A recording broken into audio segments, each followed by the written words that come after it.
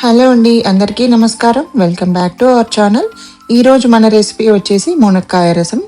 ఈ మునక్కాయ రసంలో అయితే చాలా ఔషధ గుణాలు ఉన్నాయి, చాలా హెల్త్ బెనిఫిట్స్ ఉన్నాయి. ముఖ్యంగా దీంట్లో అయితే వైటమిన్స్ ఏ, సి, ఈ అలాగే కాల్షియం, ఐరన్ కూడా చాలా ఎక్కువగా ఉన్నాయి. ఇది మెయిన్ ఇమ్యూనిటీ బూస్టర్గా అయితే చాలా బాగా పనిచేస్తుంది. దీనికైతే ముందుగా నేను ఒక చిన్న నిమ్మకాయ సైజ్ అంతా చింతపండు అయితే నానబెట్టుకున్నాను.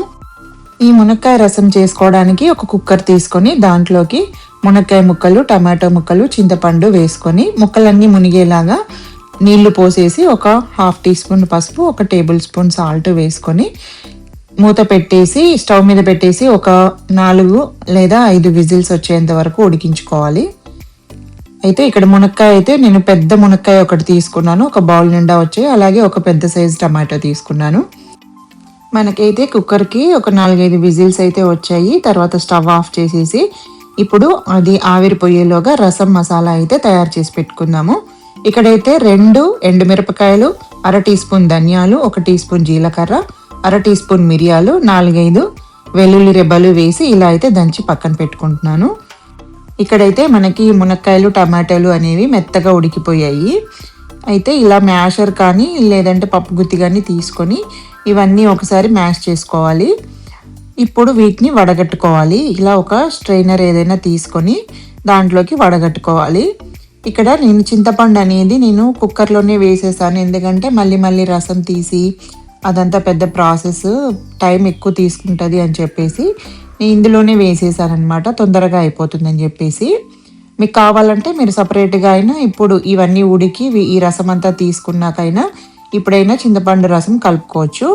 ఇక్కడైతే మనకు బెస్ట్ ఆప్షన్ వచ్చేసి మన చేత్తో మంచిగా పిండేస్తే మనకి రసం అనేది అంతా వచ్చేస్తుంది.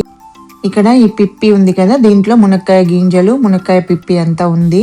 నేనైతే అది కూడా వేస్ట్ చేయకుండా రసంలోనే వేసేసుకుంటున్నాను. దాంట్లో కూడా గింజల్లో కూడా చాలా మంచి ఆరోగ్య ప్రయోజనాలు ఉంటాయి. ఇది పక్కన పెట్టేసుకొని ఇప్పుడు తాలింపు వేసుకుందాము.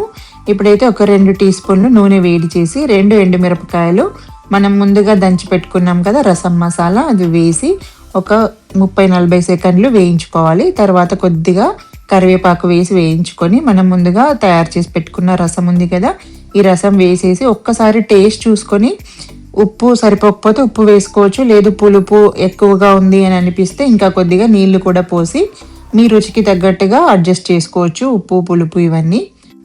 ఈ మునక్కాయల వల్ల ఇంకా ఆరోగ్య ప్రయోజనాలు ఏమున్నాయి అంటే జీర్ణక్రియ మెరుగుపడడంలో ఉపయోగపడుతుంది, అంటే డైజెస్టివ్ సిస్టంలో. అలాగే మనకి షుగర్ కంట్రోల్ చేయడంలో హెల్ప్ చేస్తుంది. అలాగే మన ఎముకల బలం కూడా పెరుగుతుంది అనమాట, బోన్ స్ట్రెంగ్త్ అనేది కూడా పెరుగుతుంది. ఇలా ఈ మునక్కాయల్ని ఇలా రసం చేసుకొని తాగడం వల్ల మనకి దగ్గు, జలుబులు ఉన్నప్పుడు కూడా మంచి ఔషధంగా పనిచేస్తుంది అనమాట. ఇక్కడైతే నేను ఒక గ్లాస్ వాటర్ పోసేసి 1 టీ స్పూన్ వరకు మళ్ళీ ఉప్పు కూడా వేసుకున్నాను. ఇప్పుడు కొద్దిగా కొత్తిమీర వేసి ఈ రసంని 6 నుంచి 7 నిమిషాల పాటు మరిగించుకుంటే మనకి వేడివేడిగా రసం అనేది తయారైపోతుంది.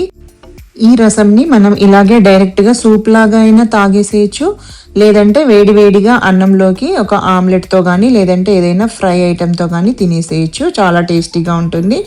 అలాగే ఎన్నో ఆరోగ్య ప్రయోజనాలున్న ఈ మునక్కాయ రసంని మీరు కూడా ట్రై చేయండి. Thank you for watching.